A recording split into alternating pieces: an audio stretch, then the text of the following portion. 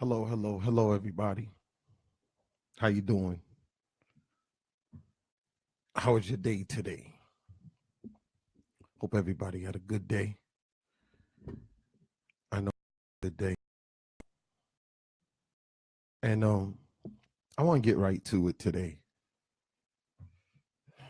I'm not gonna spend all the time. I like to thank God for this opportunity to come on and kind of share a message that I've been inspired. I'm in a point in my life where I'm really inspired and driven to carry a message to people.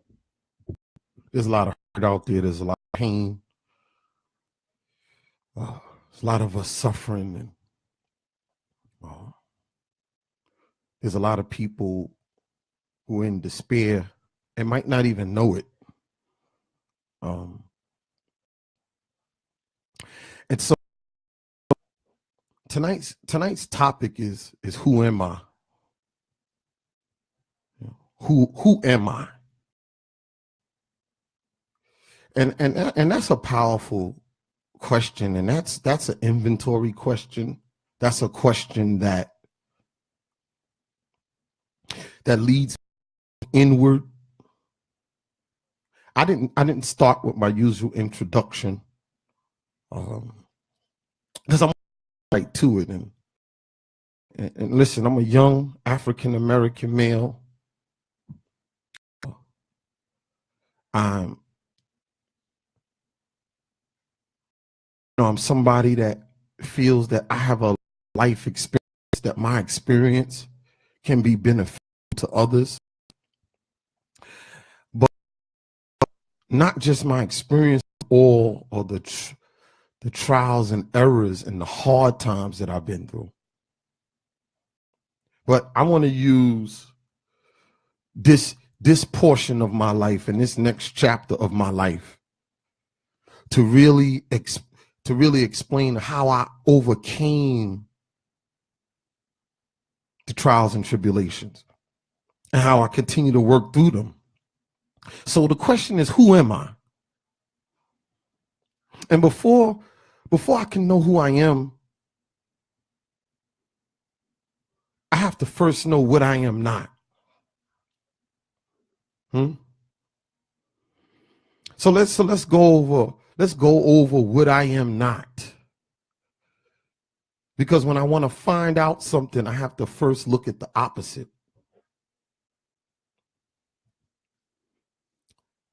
I'm not a drug dealer.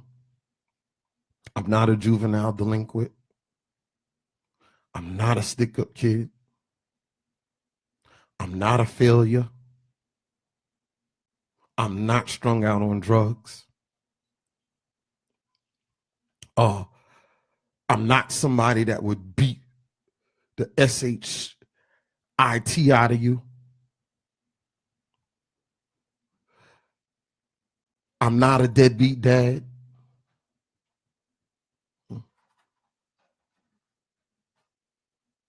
I'm not a criminal. I'm not a high school dropout. I'm not a failure as a dad who made kids as a teen.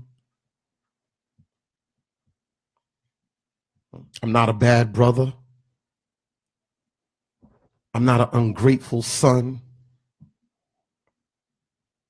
I'm not a son that gave his mother heartaches.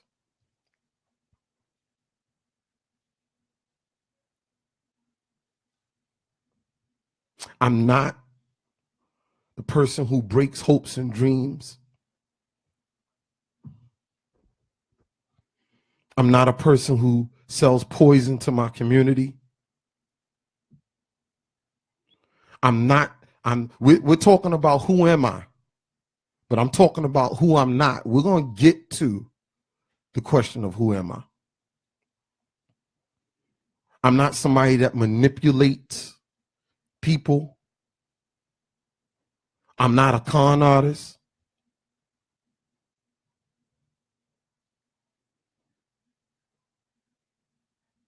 See, there was a point of my life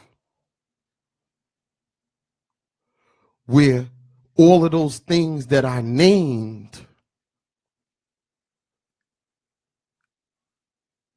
I became, but that wasn't who I was.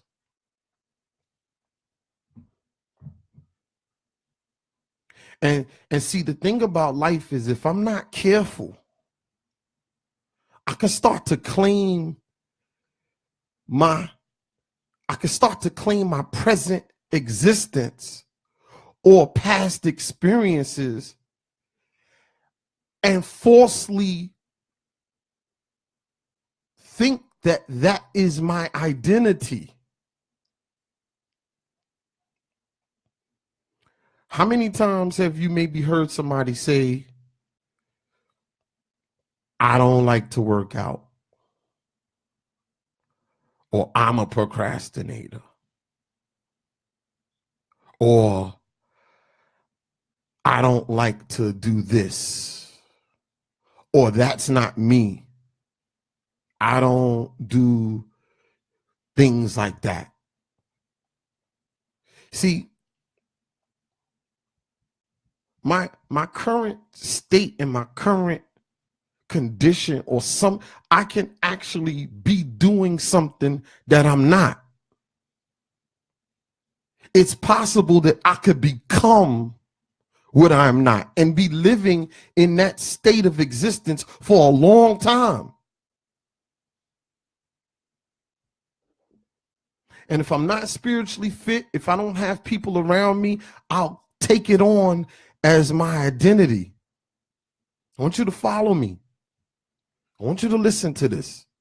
I'm going somewhere.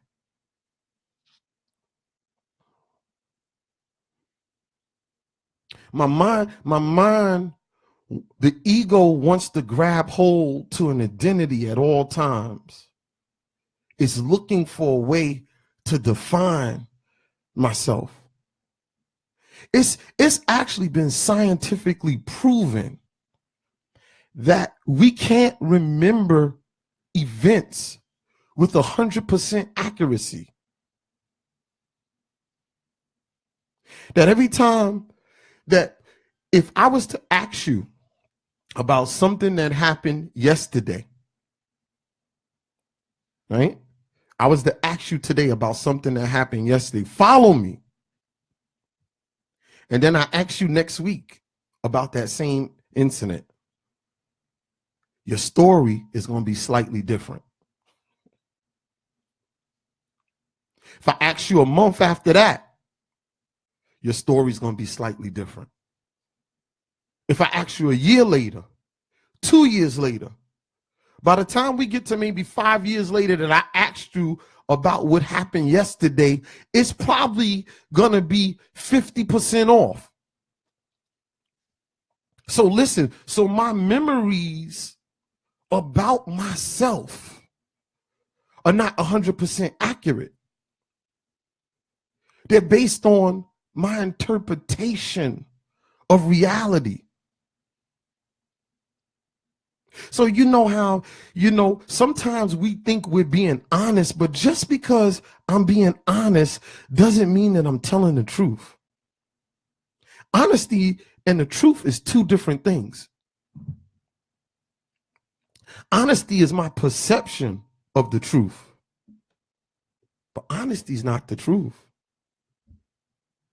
Honesty is my perception of the truth.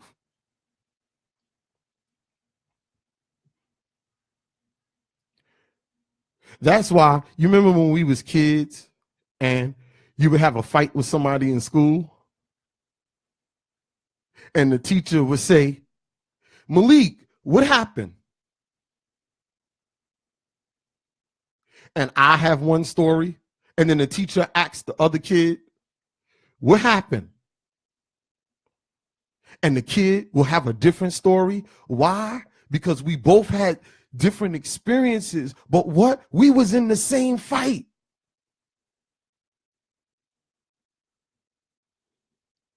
But my perception of how I viewed the fight is what started the fight? So they ask you questions. So who started it? And I go him, and the other person will go him.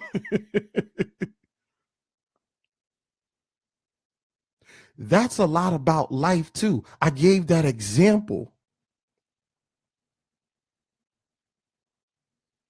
because I have a skewed recollection of my past experiences. That's not necessarily based in truth. That's why when you go to therapy, they talk about your past. If you go for spiritual counseling, they'll talk to you about your past. If you get a spiritual mentor, they're going to start with your past. And they're going to ask you questions about it. And sometimes it takes multiple upon multiple sessions to actually get to the truth. And somebody who, if I've been blessed to spiritually mentor people, I didn't grow up with them. I wasn't there with whatever was happening to them happen, but I'm able to help them to see the truth. Because we can't always see the truth on our own. This is all connected to who am I? Follow me.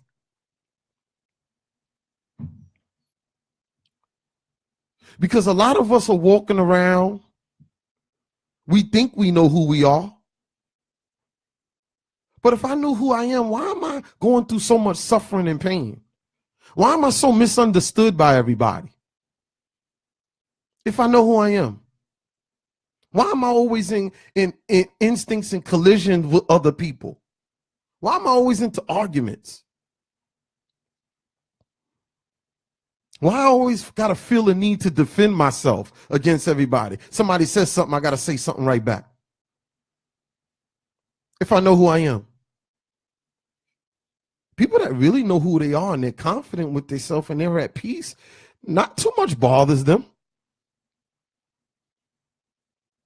And if I know who I am, why can't I carry out my dreams and goals that I try to carry out? Why don't I have the needed power there so that I can achieve who and what I'm trying to achieve, what I'm trying to be? Why do I keep falling short?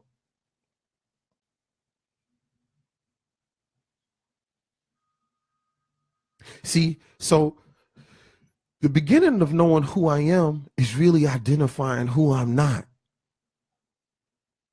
And some of the character traits that I have is based off of bad habits and misinformation. A lot of times I could be misinformed by other misinformed people. Isn't it so amazing, like when you change and people are so surprised? You ever hear people say stuff like, yo, I know him, I grew up with him. I know her, I grew up with her.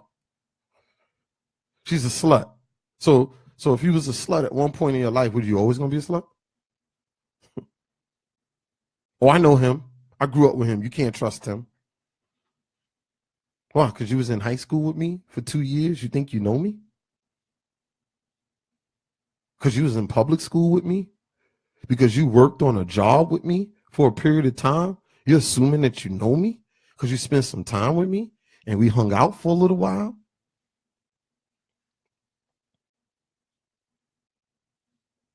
The human body, the human genome changes. I don't even have the same cellular structure as I did when you last saw me. If you saw me 5 years ago, the skin, the layer of skin on my body is different. The body done reproduced everything that's there. The neurons and electrons in my brain aren't even the same. If you haven't seen me in 5 years, I've had 5 years of experiences that have shaped me and recreated me different. How do you know me?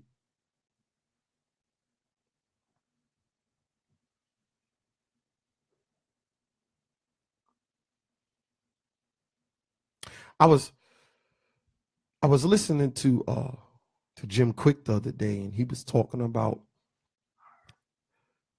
he was interviewing a neuroscientist, and he was talking about how there's different voices in our head. It's just true.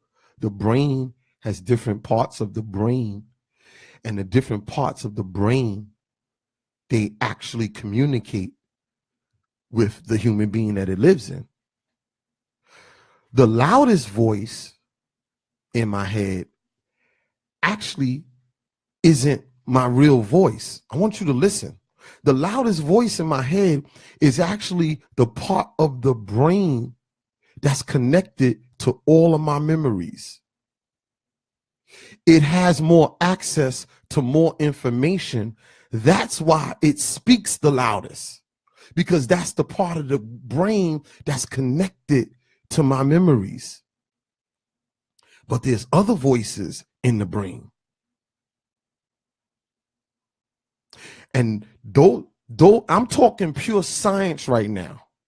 So before I get real deep, I'm laying out the basis of what I'm saying. Scientific facts that have been studied by people far smarter than me. There's other parts of the brain that there's voices, but that part of the brain is connected. Those voices are much quieter. They're harder to hear because that part of the brain is connected to my present moment. So you ever step off a curb and a car's driving by and you just come back up on the curb? You didn't have to talk about that or decide that. That you just step back. Every day we walk around and we respond off of basic in the now decisions. We didn't think about the decision we made. We just made the decision. That's that part of the brain. See, if you're tuning in and you want to listen to me, we're going to talk about hard stuff. We're going to talk about things that are hard to talk about. So that part of the brain is there's two voices, but there's one that's even more silent that you got to get still in order to get in contact with. That's our conscious. So there's one part of the brain that is instinctual and it lives in the moment. It's the part that helps us make split-second decisions. Like if a lion comes out and tries to grab your child, you just automatically defend your child. You didn't have to think about that decision. That isn't the part of the brain that remembers all of the memories. That's not the part of the brain that talks to you and tries to convince you and tells you you're a piece of shit and tell you you're an asshole and tell you you're a deadbeat and tell you you're never going to be anything. That part of the brain that talks to you like that is the part of the brain that's connected to all of my past memories. That's also the part of the brain that helps me make bad decisions, because I make decisions going into the future about my past experiences. So I'm forever the general that's fighting the last war.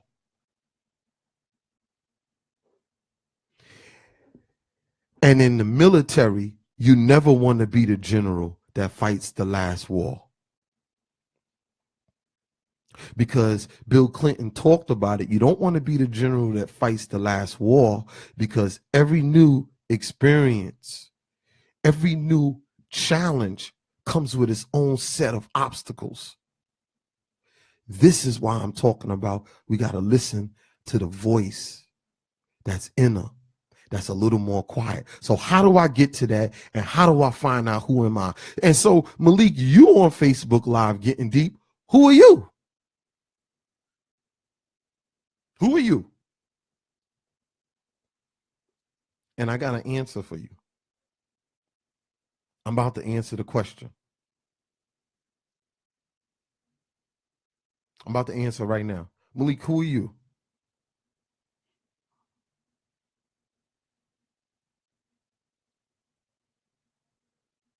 You heard that?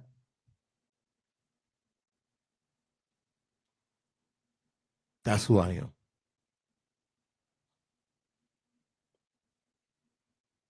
That's who I am. See, who I am, you can't even put a word to it. You see, in trying to help people spiritually and trying to grow spiritually, this whole walk, this whole journey isn't really about words. That's why somebody said to me, Malik, you should be a motivational speaker. And I'm like, okay, motivation is good. Motivation's good. But motivation doesn't solve spiritual soul sicknesses. Motivation wears out. Yeah, so there's motivational speakers out there. And as long as you're listening to them, you feel encouraged. And it might last a day. You might leave and go home and say, yeah, man, you heard what that brother said? Yeah, I got to get myself together. But if you listen to a motivational speaker on a Tuesday, where you going to be by Friday? See? I need to really gain spiritual insight and see why I'm the way that I am. And so my spiritual experience was that I'm going to let the help me, and I'm not going to tell the help how to help me. And I had all but destroyed my life. Yo, man, I listen, I was buck wild as a teenager. Anybody that knows me, I was buck wild as a teenager. I was off the chain. Really. And I'm not trying to talk tough or anything. I was hurting. I was in pain. I had so many spiritual demons, and there was so many things haunting me, and I was making all the wrong decisions all the times. And I thought I had the answers. And I didn't see how much of a mess my life was. I wasn't like this. I didn't care. I didn't have a whole lot of compassion. I was always high. I was always drinking. I resented everybody and everything. When my father died from cancer and I watched my father die, I became resentful towards life. I became resentful towards the church because I grew up in church. I knew about God. And all of the stories that I heard in the Bible about Jesus helping a blind man see, and Moses saving the Israelites at the last moment, right? And the water coming down on Pharaoh and them.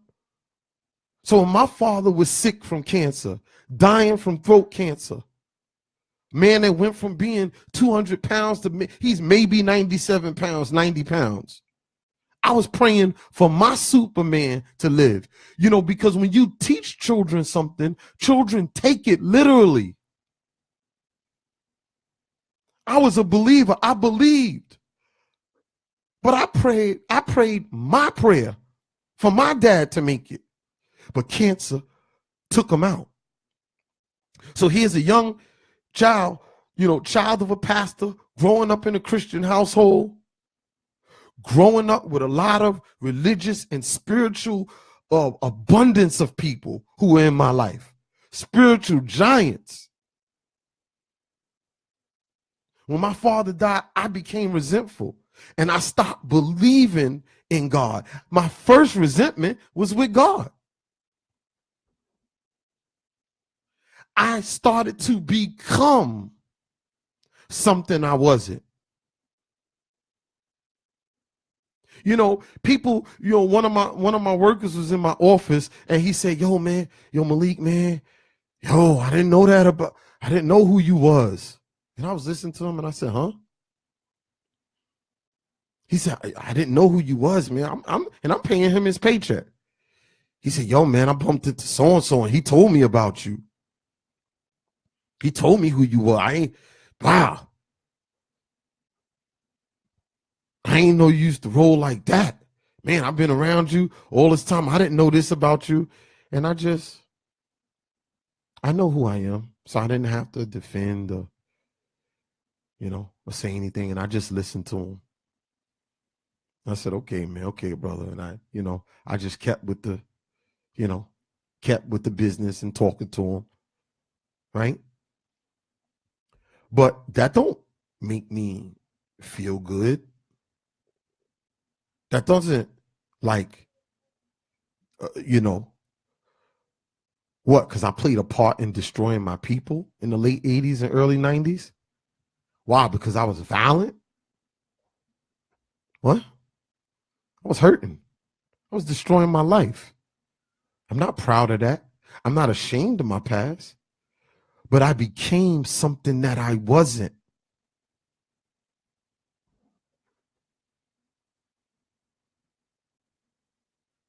So, we got people who are living with current states of existence.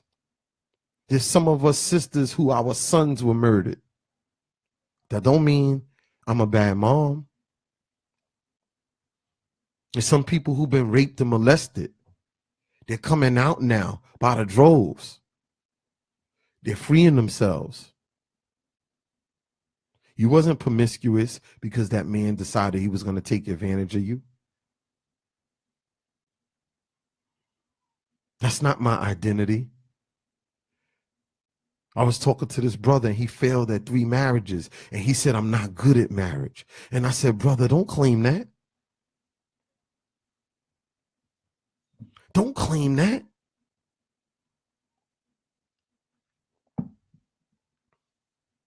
We got to be real careful. We got to be real careful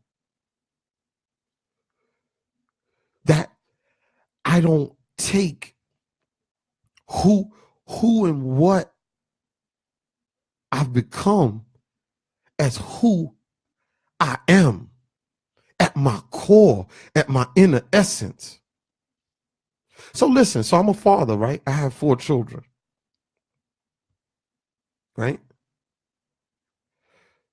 If all 4, but that's not who I am.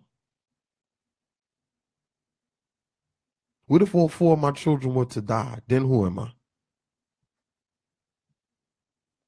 No, we talking real because there's people out there that has lost children and they can't find themselves. I'm a CEO at a Fortune 500 company. That doesn't make me who I am. What if I lose the job? Then what?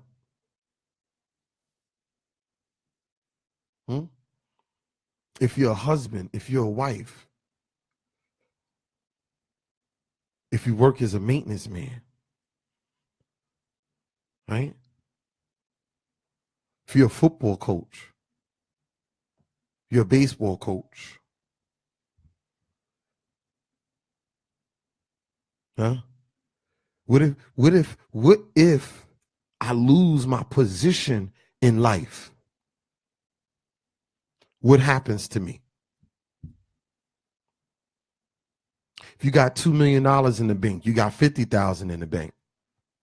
Am I the money that's in the bank?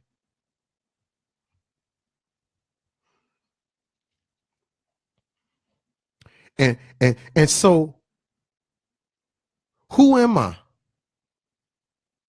But guess what? I'm not necessarily who I think I am, and I'm not who you say I am.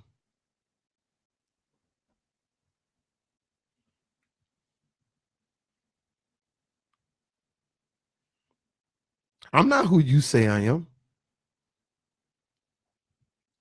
You have an opinion about me. You have an outlook about me. There's people that talk about me. Yeah, they do. And they claim to have the book out on me. I had a brother call me the other day from out of town, and he said somebody from New York and was out of town in his state, and they hooked up and they was together, and he asked him about me. Yo, what's going on with Malik? And the guy had all these bad things to say about me, and he called me to tell me. The guy was talking about me, but to tell me to continue. He didn't tell me who it was. He just mentioned that because this guy got integrity. That's my man. He didn't even mention what the person said. He said, I just want to tell you, I've been watching you and keep doing what you're doing. But guess what?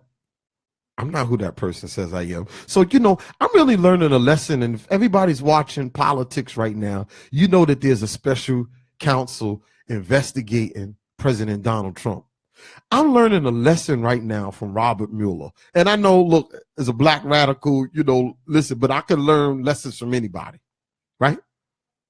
So they've been if anybody's following this, they've been talking about Robert Mueller.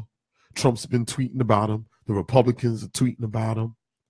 They're saying he's being impartial because James Comey, who was the FBI director, who Trump fired, was his boy. Robert Mueller hasn't said a word, or nobody from his team has said a word since the beginning of the investigation. And they've been dogging him out. And he ain't said a word. He's just doing his job. I think we all need to learn a lesson from Robert Mueller. He ain't got to respond. See, when I know who I am, I know the truth of who and what I am. The truth needs no support or defense. When I got to explain who and what I am to somebody else, they've already got me. As soon as I start explaining. Let me tell you something about me. I stand on solid ground. Back in the days, we used to say word is bond, son. And let me tell you something. My word is my bond. My word is gold. Because my words come out of my mouth. My words are a reflection of my spirit. And that's why I pause a lot when I talk. I was speaking somewhere the other day in Westchester, and the guy came over and he said, Malik, I love listening to you, but why do you pause so much when you talk? The pause is what kills me. And I said, that's why I do it.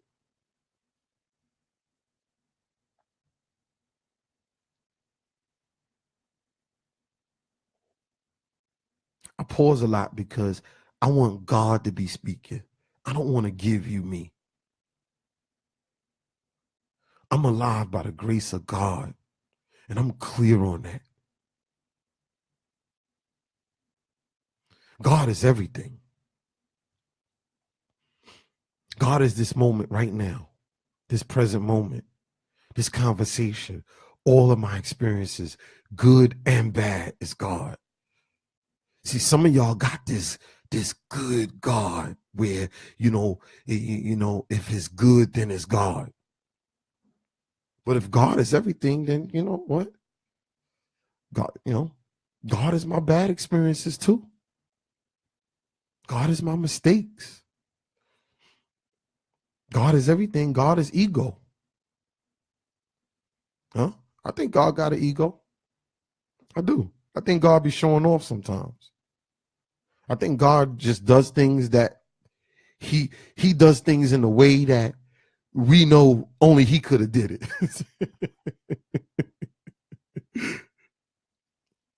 So he be showing off a little. Like, let me show them something. Let me show Malik how to pull this off. And when I sit back and I rely and I get silent, so a lot of us want to keep running and keep running and keep running. And I'm in a constant search. I didn't know I was going to be doing this. I didn't know that this was going to be the platform that God was taking me. But I'm always seeking to get in touch with my inner self. And that quiet voice that I was talking to you about, that is scientifically proven that we have different voices in our brain, but the voices that are in touch with our consciousness and that are in touch with the present moment, those, I can only find that through silence. And sometimes that don't mean you gotta just necessarily be praying and meditating. I had somebody say to me the other day, Malik, man, I'm not really up on, good with all of this praying and meditating. And I said, how about just shutting the fuck up? Just shut the fuck up sometime. Just shut up. Meditate. You can get quiet. You could be working and be in a meditative state. Just shut up. And when I mean shut up, not just shut your mouth, but shut your thoughts off. I get wound up. Don't get me wrong. I get wound up. I got a lot of things to do and I'm trying to accomplish things and I want to keep my family afloat and I want to be a success. And so, I got drive and motivation, and I'm supposed to be cut that way. Somebody got to be the one to look, let's keep it going. Sort of like the pet person. And I don't always want to do it, but I just do it because I understand that's my role. Sometimes I get pissed that I got to do it. But I do it because that's my role. I had to psych myself up in that role. But I have my quiet times. And what's happening is because of this social media craze, we're not getting enough quiet time. There's always a car beeping. There's always Twitter going off and Facebook. A lot of y'all are so sick, you can't even sit long enough to listen to this. You're checking in on something because you're sick. And you're looking, you're like, who the hell Malik think he is? Talking all deep. I know him. You don't know me. You don't know me. You ain't been around me. You don't know what I've been doing. Don't think you know me because you've been seeing what I've been doing on social media.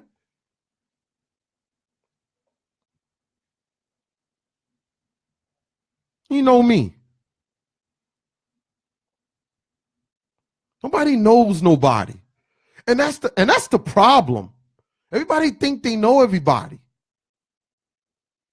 And then when somebody does something, you feel so betrayed. Oh, how could they do this to me? I wasn't expecting that from you. Yeah, because you don't know them. Your own damn wife. Your kids do something. You ever see that? People's kids shoot and kill 50 people. And their parents like, oh, I don't know what got into them. You could be living with somebody, you don't know people.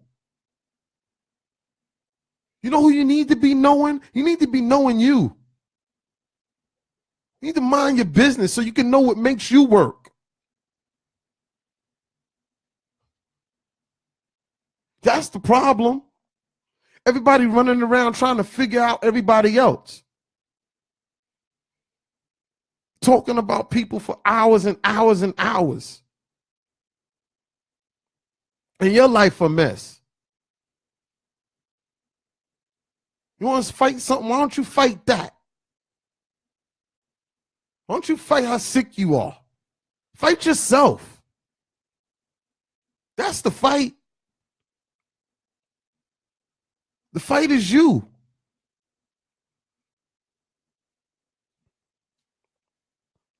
A warrior is not somebody with a gun. A warrior is somebody that wins the war against themselves. Why don't you try conquering you? Spend time trying to conquer your own personal demons. And I'm talking about spend time. Block out everything. Don't go nowhere. Don't hang out. Go do what you got to do. I talked about that when I talked about, achieving your dreams.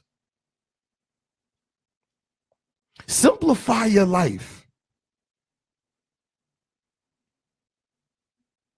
For real, you got to go through a couple of years like that because it's a process to change. And it's not going to be microwaved. You want to find out who you are? It's a journey. But let me tell you something. It's a painful journey. And you got to be willing to uncover some stuff. You got to be willing to talk about some things. Talk about the areas that you fucked up. And embrace it. This is the softest generation ever. David Goggins was talking about it. Everybody's soft nowadays. You can't talk to nobody about nothing. Everybody's so sensitive. You did it. Why you can't talk about it? I don't get it.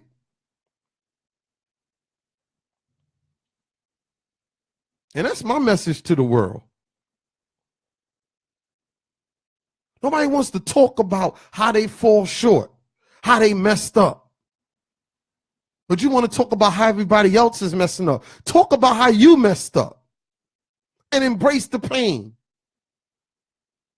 Because let me tell you something, the only way to spiritual liberation is through pain. It's painful when I got to look at myself and how I fall short. And God keep hurting and disappointing people. I can't stay in a relationship. Talking to a lady in the health food store today. She said, I've never been in a good relationship in my life. So I asked her, I said, so you feel like you're not worthy? She said, maybe it's that, or maybe it's just not meant for me. And I said, sister, you can't walk around with that. I have conversations with people at cash registers. Because I don't got another moment to talk to you. I got to kick it to you right there. I said, sister, you can't. Because the words we speak are a reflection of our souls. That's why Oprah said, when people show you who they are, when people tell you who they are, believe them. And I learned that from football. My coach, Mr. Sanders, I hated him. If I see Mr. Sanders to this day, I don't know if I'll shake his hand. He said, Malik, you want to know what your problem is? And as he was saying that to me, he was spitting in my face because that's how he talked and he drank a lot.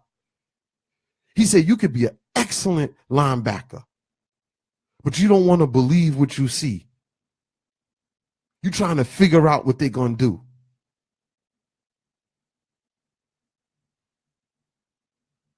A lot of us are living in false realities because we don't believe the present moment. Why? Because we're not experiencing the present moment. Why we're not experiencing the present moment? Because we don't get still enough.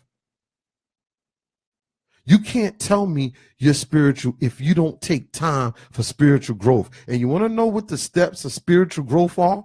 I don't care what you say. You tell me you believe in God, that's all a theory in your mind. I don't care what you say. If you don't surrender to where you fall short, if you aren't willing to accept help in that area, if you don't do inventory in that area and talk with somebody about it and see your truth and embrace your truth and then try to take steps to change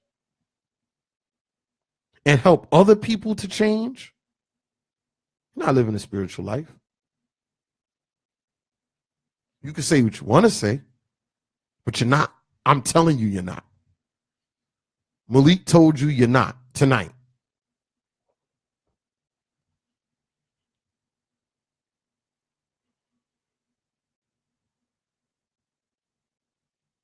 Because, so many of us, we're not living in the present moment. We're not experiencing the present moment. Why? Because there's too many distractions. It's too much going on. How many of y'all spent the first hour of the day in quiet and silence? Who meditated today? Who got still today? Who took some time out to read some spiritual literature? Who talked? Who talked? Did you talk to somebody else that's spiritual?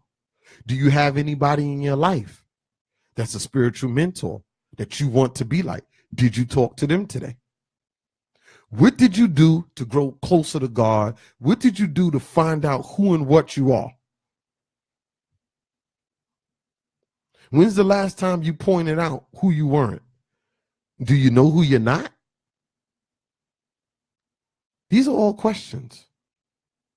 Take some time to answer, to look into that question, because this is the problem. So we live in a society of consumption. Everybody wants more. Everybody's looking for more. Everybody wants the answers, but nobody wants to ask the questions. And I remember that changed my life when Jerry said to me, he said, bro, look, man, you're looking for the answers, but when you're going to ask the right questions? He said, Malik, remember, the questions are more important than the answers. And I'm going to tell you something. The answers aren't words. The answers are inward experience. The answers will come. Your answers are looking for you. The answers are out there looking for souls that are open to it. But I got to tune in. Some of us call it the third eye, right? But it's the inner self. But what has to happen is I got to clear away all the conceptions and all of the ideas that I have about myself. I got to clear away all of the false notions about who I think I've become and set it all aside. All of it. Listen to me. Set it all aside. Even the good things. Even all of the things you think are good about you. Set it all aside. One thing I like about animals, and like I like about my dogs here in the house, they're not living in last week.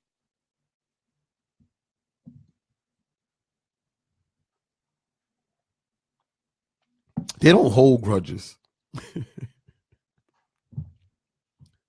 They're not upset that I might have, kicked them in the butt for doing something wrong about the house. They're not holding on to that from last week. I love that about children too. That's what helps me. I go into daycare and the kids, hey, Mr. Malik, good to see you. And they run over and hug me. A lot of us have lost that. We've lost our childlike way. They're just so in the moment. They're just so pure and so right now. We got to try to keep from letting all of this stuff from the past, man, just haunt us. And we're dealing with new people from the old ideas.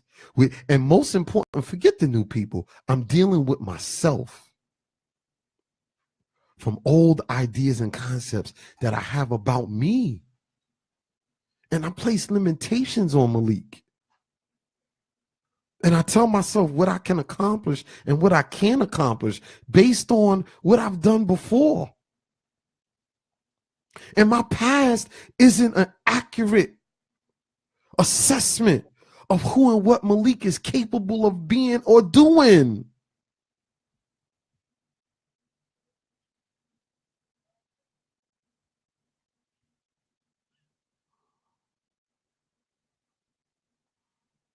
I've done some things in my life, and look, man, you know, I've witnessed. We're in the age of miracles. A miracle can still happen in your life. I'm telling you, it's possible. I live it every day. Sometimes I look at me and I can't even believe it's me. How I respond to things, how I react to things. And that old person wants to come up.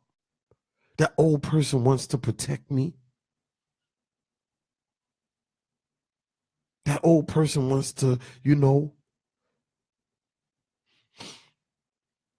But I tell that old, I punish that I punish myself by making Malik do things that I know is good for him. Try it. Try it. I make Malik do things that he don't want to do. I make him. For all those years that other Malik made me suffer out there on them streets, messing my life up, hurting people, hurting myself, destroying dreams, crush hopes. I do this for all of my friends that got murdered. I do this for all of my friends that's locked up, a whole generation of young men. I feel like I'm responsible to make something out of my life. Because if I don't do it, and I'm the only one left, if I don't do it, everything we went through ain't gonna mean nothing. I'm serious. I gotta make it all worth it. And I know I'm uniquely crafted to reach some people out there. I don't care. I'm not on here flossing and stunting.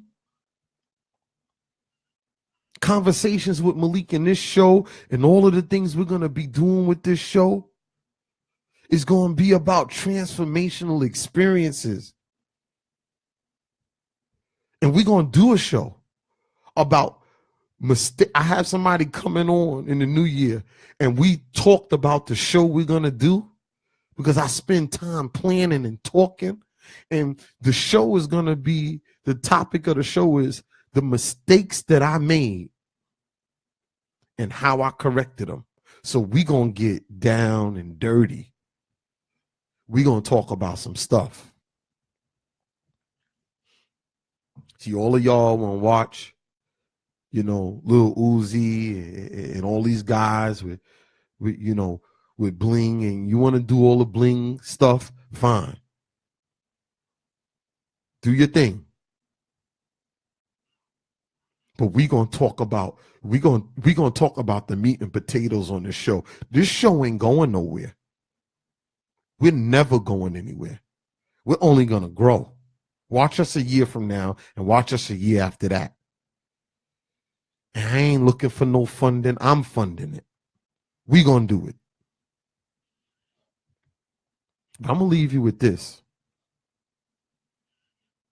I'm going to leave you with this going into the new year. The question and the topic is, who am I? I remember at the end of that movie, Flight, Denzel's son came to see him. And it was amazing because Denzel could have got away with it. Yeah, I see you, Marv. Yep. We're gonna do it. Denzel could have got away with it. He could have lied. See, but any of y'all who dealt with addiction, who use drugs and alcohol, you know when you get to a point where you just broken or spiritual, just going through anything that's spiritual, that's just weighing on you. Anybody knows anything about getting to a low point, whether it's with food, whether it's with gambling, whether it's with womenizing, whether it's with lying and cheating and manipulating, stealing. Yo, we've all been at bottoms. And when you get to a real bottom, you can't go another second. And it was powerful in that movie because Denzel could have got over if he would have just said one more lie, but he didn't have one more lie in him. And I remember the young kids that were sitting in front of me in the movies, when we got up and was walking out, they said, he's a stupid motherfucker. I would have lied. And I said to myself, because y'all ain't been through nothing yet. But I understood why he couldn't tell one more lie. And when his son came to visit him, his son said, Dad, I want to interview you, and I got a question. He said, who are you? And that's the question I want to ask you. Who are you? And the answer ain't for me. The answer's for you. But I'm going to tell you something else. If you can answer it within a couple of hours, you ain't really find who you are. Peace and blessings. Conversation with Malik.